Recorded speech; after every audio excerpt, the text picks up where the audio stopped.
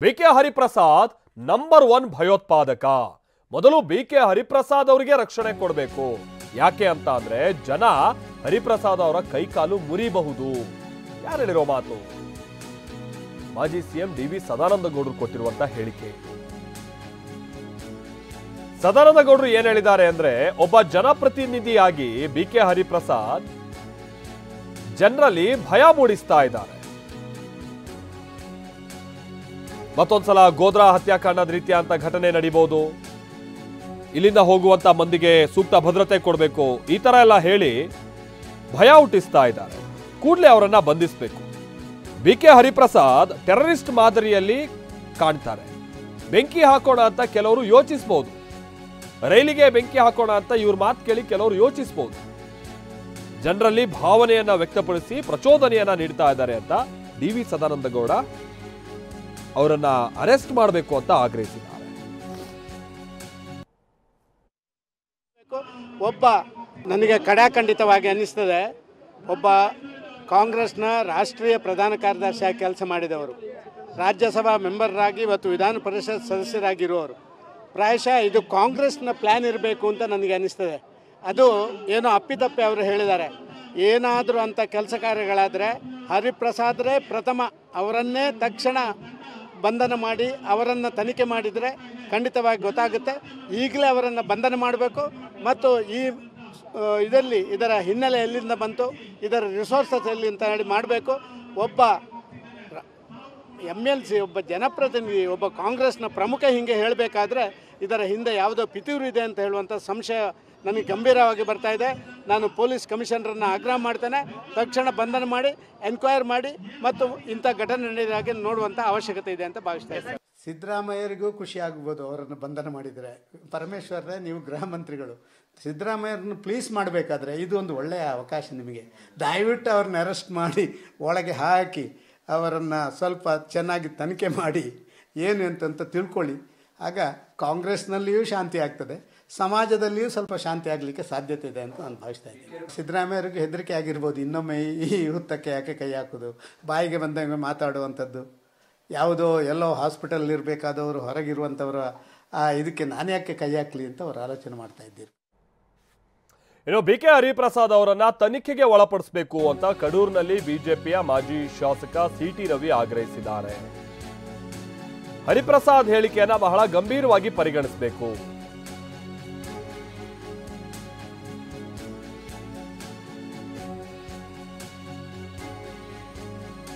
ಹಾಗೆ ಸೂಕ್ತ ತನಿಖೆಗೆ ರಾಜ್ಯ ಹಾಗೆ ಕೇಂದ್ರ ಸರ್ಕಾರಕ್ಕೆ ನಾನು ಮನವಿ ಮಾಡ್ತೀನಿ.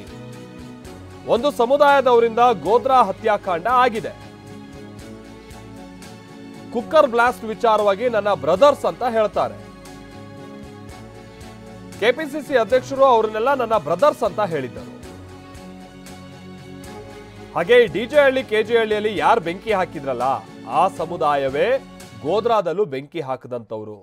ಹಳೆ ನಂಟಿನಿಂದ ಹರಿಪ್ರಸಾದ್ಗೆ ಬಹುಶಃ ಈ ಮಾಹಿತಿ ಸಿಕ್ಕಿರಬಹುದು. ಅಯೋಧ್ಯೆಯಲ್ಲಿ ರಾಮ ಭಕ್ತರಿಗೆ ಸೂಕ್ತ ರಕ್ಷಣೆಯನ್ನ ಕೊಡಬೇಕು, ಬಿಕೆ ಹರಿಪ್ರಸಾದ್ ಅವರನ್ನ ತನಿಖೆಗೆ ಒಳಪಡಿಸಬೇಕು ಅಂತ ಕಡೂರಿನಲ್ಲಿ ಬಿಜೆಪಿ ಮಾಜಿ ಶಾಸಕ ಸಿ.ಟಿ. ರವಿ ಆಗ್ರಹಿಸಿದ್ದಾರೆ. ಧಾರ್ಮಿಕ ಕಾರ್ಯಕ್ರಮ ಅಲ್ಲ ಅಂತ ಇವ್ರಿಗೆ ಯಾಕೆ ಅನ್ನಿಸ್ತು? ಮತ್ತು ಇವ್ರಿಗೆ ದೇವರು ಅವಕಾಶ ಕೊಟ್ಟಾಗ ಮಾಡಲಿಲ್ಲ, ಸತ್ಯ ಎತ್ತಿ ಹಿಡಿಯೋ ಕೆಲಸ ಮಾಡಲಿಲ್ಲ. ಈಗ ಅವ್ರಿಗೆ ಹೊಟ್ಟೆವ್ರಿ, ಈಗ ಅವರೇ ಮಾಡಿಬಿಟ್ಟಿದ್ರೆ ಇತಿಹಾಸದೊಳಗೆ ಅಜರಾಮರವಾಗಿ ಅವ್ರ ಹೆಸರು ಉಳ್ಕೊಳ್ತಿತ್ತು. ಈಗ ಅಂಬೇಡ್ಕರ್ ಅವರ ಪಂಚಧಾಮಗಳಿಂದ ಅವರೇ ಅಭಿವೃದ್ಧಿ ಪಡಿಸಿದ್ರೆ, ದೆಹಲಿನಲ್ಲಿ ಅವರೊಂದು ಅಂಬೇಡ್ಕರ್ ಅವರಿಗೆ ಒಂದು 50 ಎಕರೆ ಜಾಗ ಕೊಟ್ಟು ಅಂತ್ಯ ಸಂಸ್ಕಾರಕ್ಕೆ ಜಾಗ ಕೊಟ್ಟಿದ್ರೆ ಅಂಬೇಡ್ಕರ್ ಅವರಿಗೆ ಅಪಮಾನ ಮಾಡಿದ್ರು ಅಂತ ಹೇಳಿಸ್ಕೊಳ್ಳೋ ಪ್ರಶ್ನೆನೇ ಬರ್ತಿರ್ಲಿಲ್ಲ. ರಾಮ ಮಂದಿರ ನಿರ್ಮಾಣಕ್ಕಿದ್ದ ಅಡೆತಡೆಯನ್ನು ಅವರೇ ನಿಂತು ಬಗೆಹರಿಸಿದ್ರೆ ನಾವು ಕರಸೇವೆ ಮಾಡಬೇಕಾದಂಥ ಹೋರಾಟ ಮಾಡಬೇಕಾದಂಥ ಅವಶ್ಯಕತೆನೇ ಬರ್ತಿರ್ಲಿಲ್ಲ. ಕಾಶಿ ಕಾರಿಡಾರ್ ಅವರೇ ಮಾಡಿಬಿಟ್ಟು ಗಂಗಾರತಿ ಮಾಡಿದ್ರೆ ಹಿಂದೂ ಹೃದಯ ಸಾಮ್ರಾಟ್ ಅಂತ ಮೋದಿಯವರಿಗೆ ಕರೆಯೋ ಪ್ರಶ್ನೆ ಬರ್ತಿರ್ಲಿಲ್ಲ. ಜವಾಹರ್ಲಾಲ್ ನೆಹರೂನೇ ಕರ್ಸ್ಕೊಬಿಡ್ಬೋದಿತ್ತು, ಮಾಡಲಿಲ್ವಲ್ಲ ಅವರು. ಇನ್ನು ಬಿಕೆ ಹರಿಪ್ರಸಾದ್ ಹೇಳಿಕೆಗೆ ಮಾಜಿ ಗೃಹ ಸಚಿವ ಆರಗ ಜ್ಞಾನೇಂದ್ರ ಕೂಡ ಕಿಡಿಕಾರಿದ್ದಾರೆ. ಹರಿಪ್ರಸಾದ್ರನ್ನ ಸರ್ಕಾರ ತನಿಖೆಗೆ ಒಳಪಡಿಸಬೇಕು, ಗೋದ್ರಾ ಘಟನೆ ಆಗಬಹುದು ಅಂತ ಅವರು ನಿರೀಕ್ಷೆ ಮಾಡ್ತಾ ಇದ್ದಾರೆ. ಅವ್ರ ಬಳಿ ಏನ್ ಮಾಹಿತಿ ಇದೆಯೋ ಅದನ್ನು ತೆಗೆದುಕೊಳ್ಬೇಕು, ಅದನ್ನ ತಡೆಗಟ್ಟೋ ಪ್ರಯತ್ನವನ್ನೂ ಮಾಡಬೇಕು. ಗೋದ್ರಾದಲ್ಲಿ ಕರಸೇವಕರನ್ನ ಸುಟ್ಟು ಹಾಕಿದ್ರು, ಈಗ ಮತ್ತೆ ಅಂತದೇ ಘಟನೆಯನ್ನ ಮತ್ತೆ ಪುನರಾವರ್ತಿಸುವ ಪ್ರಯತ್ನನ ಇದು ಅಂತ ಪ್ರಶ್ನೆ ಮಾಡಿದ್ದಾರೆ. ತೀರ್ಥಹಳ್ಳಿಯಲ್ಲಿ ಅರ್ಗ ಜ್ಞಾನೇಂದ್ರ ಈ ಹೇಳಿಕೆಯನ್ನ ಕೊಟ್ಟಿದ್ದಾರೆ.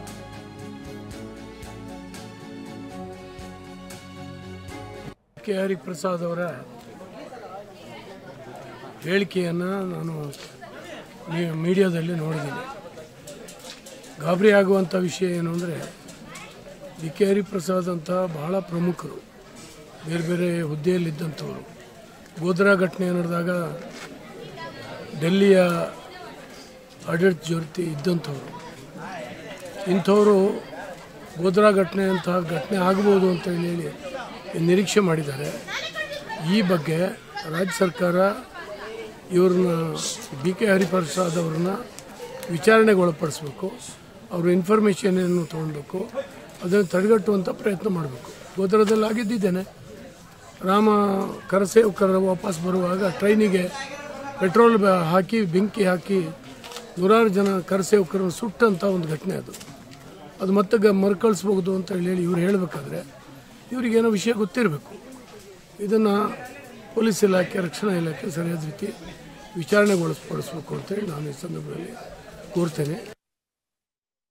ಹಾಗೆ ಬಿ ಕೆ ಹರಿಪ್ರಸಾದ್ ಒಬ್ಬ ದೇಶದ್ರೋಹಿ, ಆ ದೇಶದ್ರೋಹಿ ಹೇಳಿಕೆಯನ್ನ ಗಂಭೀರವಾಗಿ ನಾನು ಪರಿಗಣಿಸೋದಿಲ್ಲ ಅಂತ ಶಾಸಕ ಯಶ್ಪಾಲ್ ಸುವರ್ಣ, ಉಡುಪಿಯ ಶಾಸಕ ಯಶ್ಪಾಲ್ ಸುವರ್ಣ ವಾಗ್ದಾಳಿಯನ್ನು ನಡೆಸಿದ್ದಾರೆ. ಬಿ ಕೆ ಹರಿಪ್ರಸಾದ್ ಹಿಂದೂವಾಗಿ ಬಂದ್ರೆ ಮಾತ್ರ ಸ್ವಾಗತ, ಆದರೆ ಪಾಕಿಸ್ತಾನಿ ಮನೋಭಾವನೆಯಲ್ಲಿ ಅವರು ಮಾತನಾಡಿದ್ದಾರೆ. ಹರಿಪ್ರಸಾದ್ ಒಬ್ಬ ಹಿಂದೂನೇ ಅಲ್ಲ ಅಂತ ಯಶ್ಪಾಲ್ ಸುವರ್ಣ ತಮ್ಮ ಸಿಟ್ಟನ್ನ ವ್ಯಕ್ತಪಡಿಸಿದ್ದಾರೆ. ಕಳೆದ 7 ತಿಂಗಳಲ್ಲಿ ಕಾಂಗ್ರೆಸ್ ಸರ್ಕಾರ ಆಡಳಿತಕ್ಕೆ ಬಂದ ನಂತರ ಮುಖ್ಯಮಂತ್ರಿ ಇರ್ಬೋದು, ಕಾಂಗ್ರೆಸ್ನಿಂದ ನಿರ್ಲಕ್ಷ್ಯಕ್ಕೊಳಪಟ್ಟ ಒಬ್ಬ ನಾಯಕನಿದ್ರೆ ಅದು ಬಿ ಕೆ ಹರಿಪ್ರಸಾದ್. ಬಹುಶಃ ಕಾಂಗ್ರೆಸ್ನವರೇ ಅವರ ವಿಷಯವನ್ನು ಗಮನಕ್ಕೆ ತೆಗೆದುಕೊಳ್ಳದೆ ಲೆಕ್ಕಿಸಲಿಲ್ಲ, ಅದನ್ನು ಬದಿಗಿಸಲಿದೆ. ಆ ರೀತಿ ಇವತ್ತು ಬಿ ಕೆ ಹರಿಪ್ರಸಾದ್ ಅವರಿಗೆ ಯಾವ ರೀತಿ ನೈತಿಕತೆ ರಾಮ ಮಂದಿರದ ಬಗ್ಗೆ ಮಾತಾಡಲಿಕ್ಕಿಲ್ಲ. ನಾವು ಈಗಾಗಲೇ ರಾಮ ಮಂದಿರಕ್ಕೆ ರಾಮ ಭಕ್ತರು, ದೇಶಭಕ್ತರು ಬರಬೇಕೆಂಬ ಕರೆಯನ್ನು ಕೊಟ್ಟಿದ್ದೇವೆ. ಅದೇ ರೀತಿ ದೇಶ ವಿರೋಧಿಗಳು ಬರಬೇಕು, ದೇಶದ ಬಗ್ಗೆ ಯಾವುದೇ ಗೌರವ ಇಲ್ಲದವರನ್ನು ಬರಬೇಕಂದ್ರೆ ಯಾವುದು ಕೂಡ ಮನವಿ ಮಾಡಲಿಲ್ಲ. ಆ ಸಂದರ್ಭದಲ್ಲಿ ಅದರಲ್ಲೊಬ್ಬರು, ದೇಶ ವಿರೋಧಿಗಳಲ್ಲಿ ಒಬ್ಬರು ಬಿ ಕೆ ಹರಿಪ್ರಸಾದ್. ಆದ್ದರಿಂದಾಗಿ ಬಿ ಕೆ ಹರಿಪ್ರಸಾದ್ ಅವರ ಯಾವುದೇ ಹೇಳಿಕೆಗಳನ್ನು ನಾವು ಗಂಭೀರವಾಗಿ